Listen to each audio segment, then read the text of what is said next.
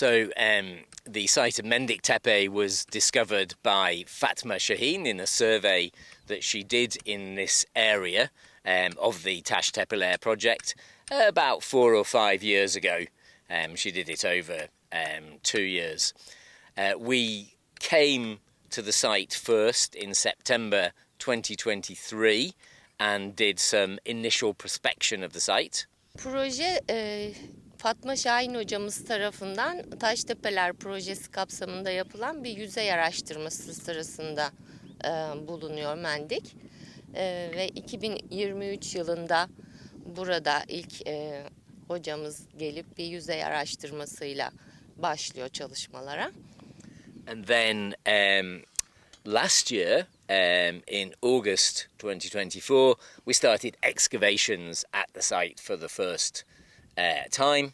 So this year is our second year, and we started about 10 days ago. Geçen sene Ağustos ayında da ilk olarak kazılara başladık.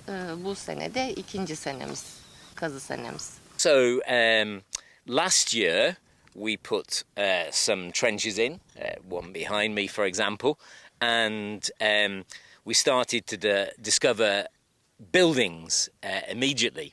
And we noticed these buildings were of different sizes. There were some quite small ones, about 3 meters diameter, some slightly bigger ones, 4 or 5, and then some much bigger ones.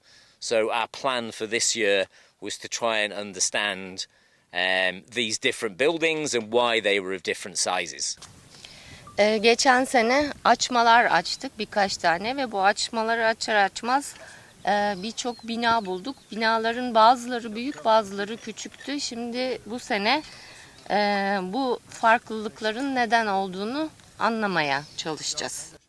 For example, we had the idea that maybe the smallest ones were special purpose buildings for storage or food preparation, for example.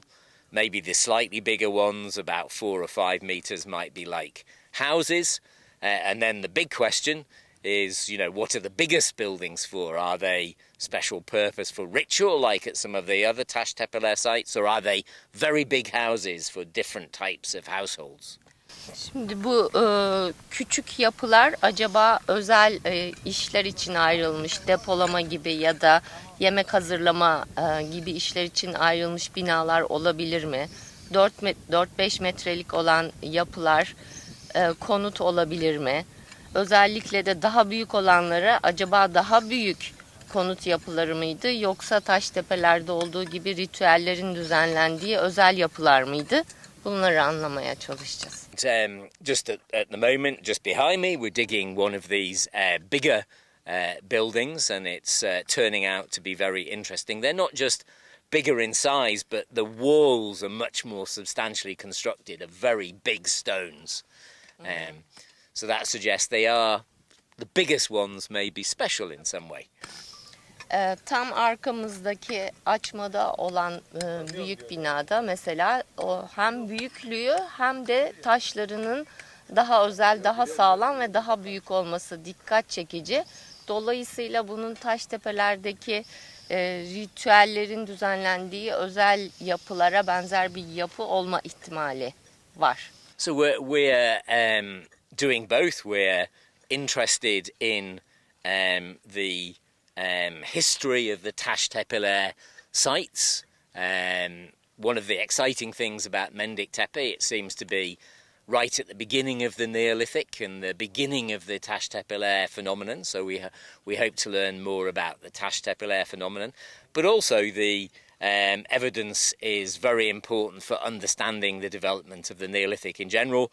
Mendik Tepe seems to be at the very beginning of the Neolithic, when people are making the transition to sedentary life and perhaps not long after the beginnings of plant cultivation.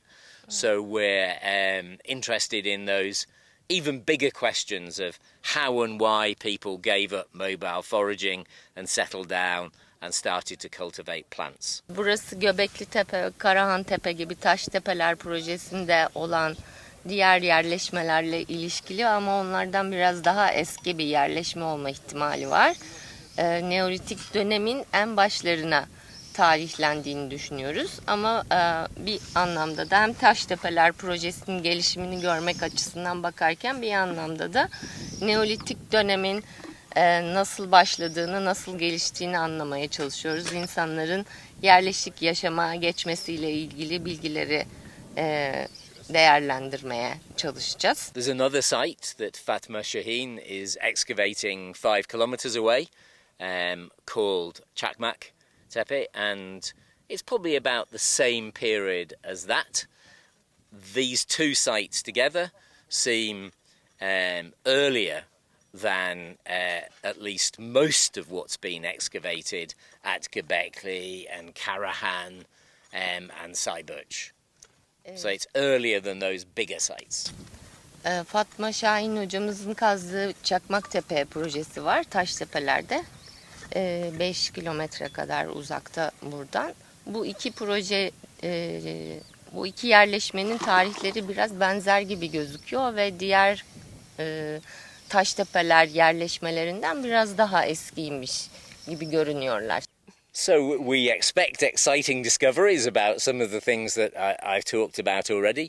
I think one of the interesting things we're starting to see already is that this site isn't exactly the same as the sort of things we get at Göbekli or Karahan. For example, here we seem, Göbekli and Karahan is famous for the pillars in the buildings with their carvings of animals and humans, mainly animals. Those pillars are T-shaped pillars. Here we seem to have pillars, but they're smaller and they're not T-shaped. So already there's interesting features of the architecture that are a bit different. Göbeklitepe, Karahantepe gibi yerleşmelerde büyük T biçimli dikili taşlar görüyoruz. Burada mesela T biçimli değil ama dikili taşlar buluyoruz. Bu da değişik bir özellik getiriyor bu yerleşme için.